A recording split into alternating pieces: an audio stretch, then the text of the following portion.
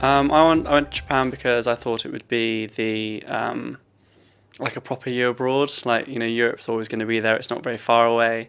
Japan was always a country I wanted to go to, and it was probably the only time that I thought that I would be able to go to Japan for so long and have so much free time, and kind of really immerse yourself in a culture like Japan. So it's just something completely different.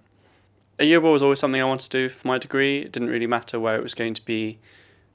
Like, you know, it didn't have to be Japan. It could have been anywhere, but I really wanted to do a year abroad because I was always told it would be a really great experience, and obviously it looks good on your CV and all the rest of it. But for me, it's, you know, I'm not a very good British person, so I like to go abroad. And it was, yeah, a chance to do that for a whole year without any real responsibility. So yeah, it was good. My year abroad, oh, I don't know, probably the travelling actually.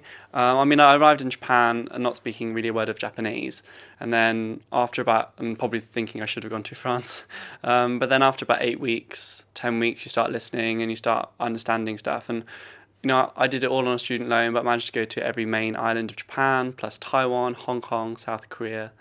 So I really got to like experience as much as possible, and it was definitely the best year of my degree, and probably best year so far as experiences goes. But yeah, I did, you know, all sorts. I climbed Fuji and did rail trips around and road trips around some of the islands. Went up to the north for Snow Festival, and you know, so I had a real good experience to make the most of it in the year. So yeah, Japan was made out to be more foreign than it really is. I mean, it is very, very foreign. When you get there, like, you're definitely foreign. There's no getting around that.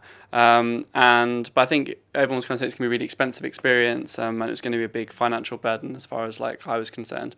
But in fact, it worked out as being the same as it would be for my year here, because my accommodation was so much cheaper, and there wasn't quite that cultural shock that everyone said I'd have this big culture shock. And in fact, it was that didn't really happen because it was just a learning curve. It wasn't really a culture shock. It was more of a culture shock coming back and realising that everything was dirty and ran late, and stuff. So yeah, it was less scary than it was made out to be, and much more relaxed, I think, as well, than it was made out to be initially. It was great. Japanese universities are basically like school.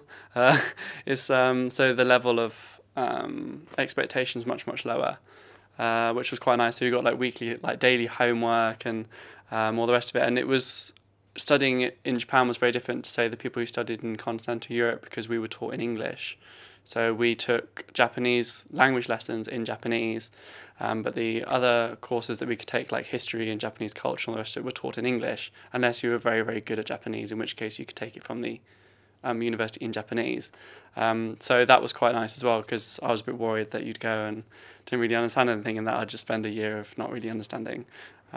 So yeah, but it was nice. I was one of 40 foreign students out of a university of about 3,000 or 4,000 people, and I was the only British person there.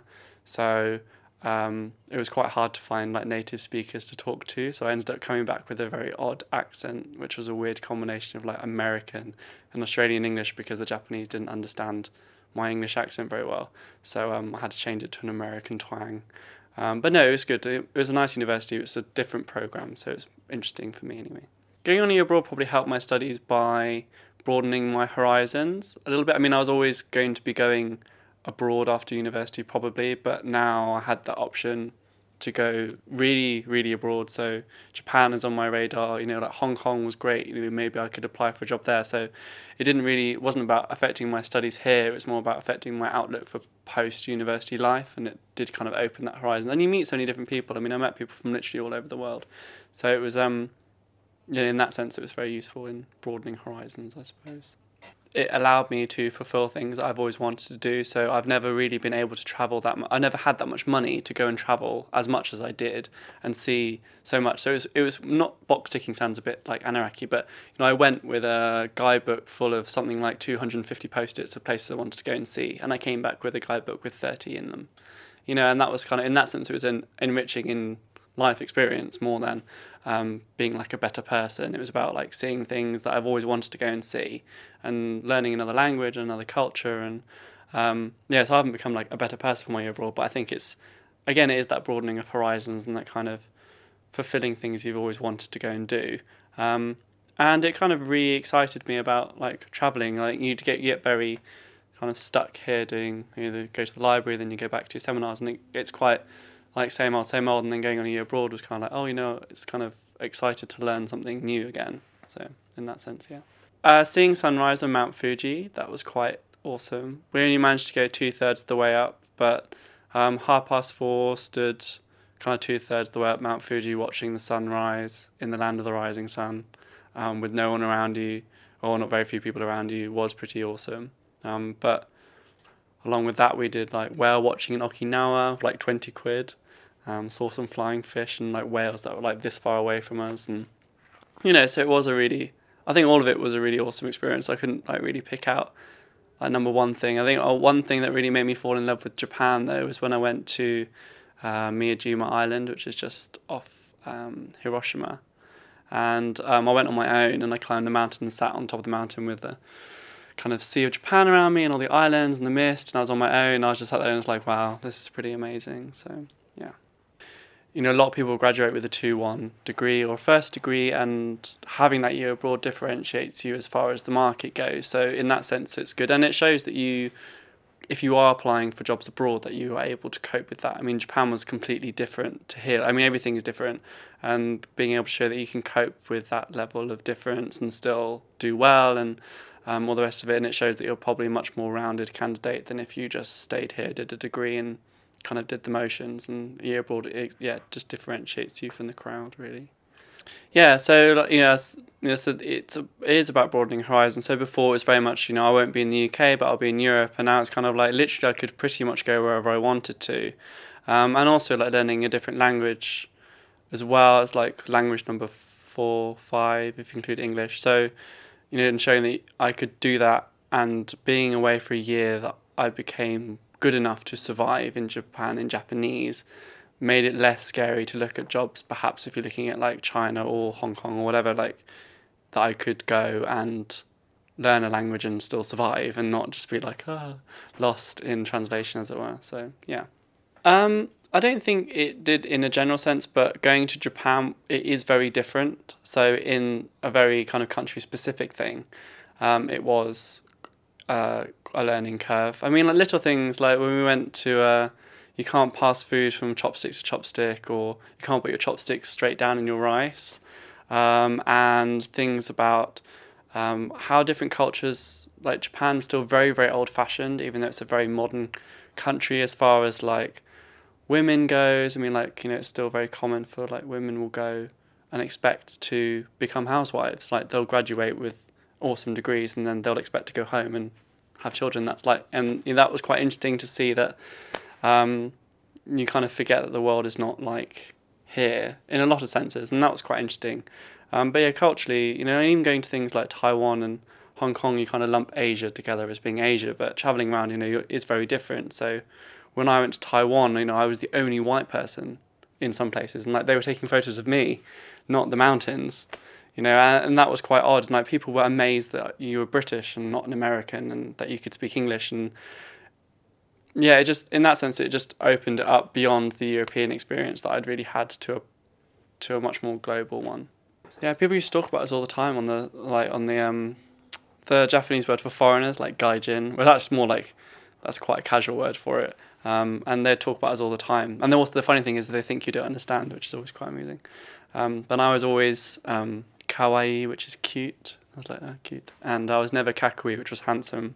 So the other guys who had like, it was my hair that did it. They were obsessed with the curly hair. So I was always cute.